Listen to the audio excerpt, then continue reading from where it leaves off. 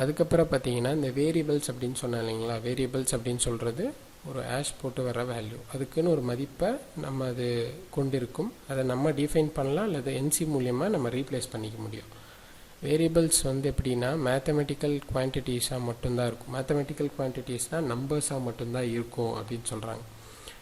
இந்த வேரியபிள்ஸை நம்ம எப்படி அப்படின்னா அது வந்து நியூமரிக்கல் வேல்யூஸாக மட்டும்தான் இருக்கணும். இப்போ ஹேஷ் 100ன்றது வந்து 1 அல்லது 2 5 10 10.354 இந்த மாதிரி இருக்கலாம். அதாவது cannot have values yes or no. Yes or no அப்படின்னு இருக்க முடியாது. இப்படி அப்படி அப்படின்னு இருக்க முடியாது. ட்ரூ ஆர் ஃபால்ஸ், ஓகே ஆகுது இல்லை அந்த மாதிரியும் இருக்க முடியாது. லெட்டராகவும் இருக்க முடியாது அப்படின்னு சொல்கிறாங்க. ஆனால் இதில் ஒரு வேரியபிள் வந்து லெட்டரும் ரீப்ளேஸ் பண்ணும். நான் அது எப்படின்னு சொல்கிறேன். ஆனால் நார்மலாக வந்து நம்பர்ஸாக தான் என்ன ஆகும், வேரியபிள்ஸ் இருக்கும். அதாவது வேரியபிள்ஸ் ஈக்குவல் டு நம்பர்ஸ் அப்படின்னு வச்சுக்கோங்க. அதுக்கப்புறம் இந்த வேரியபிளை வந்து நம்ம என்ன பண்ணிக்க முடியும் அப்படின்னா கண்டிஷனல் ஆக்கிக்க முடியும். கண்டிஷனல் அப்படின்னா O1234ன்னு எழுதியிருக்காங்க operation number. Hash 10 equal to 60ன்னு கொடுக்குறாங்க. அப்போ அந்த ஆஃப்செட் ரெஜிஸ்ட்ரியில் என்ன ஆயிரும், ஹேஷ் 10ன்ற இடத்துல 60ன்னு வந்துருமா. அப்போது இதை எடுத்துடலாம். ஹேஷ் 10ன்ற இடத்துல எவ்வளோ ஆயிடுச்சு, 60 அப்படின்னு கொடுத்துட்றோம். Equal to 60. அதே மாதிரி ஹேஷ் 20 ஈக்குவல் டு 30 அப்படின்னு கொடுக்குறாங்க. இப்போ என்ன சொல்கிறாங்கன்னா if hash 10 greater than hash 20.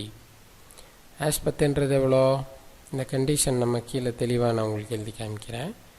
If சொல்கிறான், இஃப் ப்ராக்கெட் ஓப்பன் பண்ணிவிட்டு ஹேஷ் 10ன்ற வேல்யூ எவ்வளோ 60 கிரேட்டர் தென் 20. கரெக்டாக தானே இருக்குது. 60 வந்து 20 விட கிரேட்டர் தானே. எப்படி 60 20ன்னு எடுத்தோன்னா ஹேஷ் வேல்யூ கொடுத்துருக்கான். அப்போ நம்ம இந்த வேல்யூ தான் எடுக்கணும்.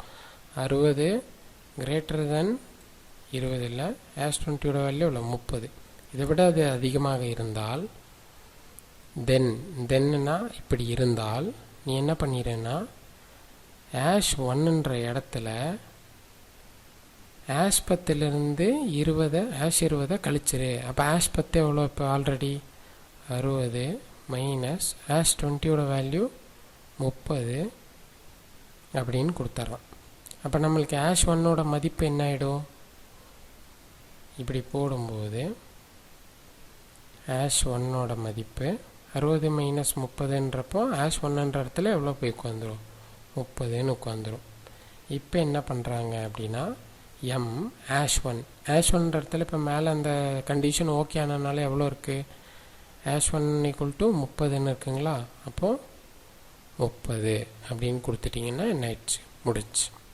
அதாவது நீங்கள் கொடுக்கணுன்றதில் எம் ஹேஷ் 1ன்னு கொடுத்தோன்னே அந்த M30ன்றது படிச்சிடும். புரியுதுங்களா. அப்படி ஒருவேளை இந்த 60 இந்த ஹேஷ் 2வில் வந்து இப்போ நம்ம 120ன்னு கொடுத்துருந்தோன்னு வச்சுக்கோங்களேன்.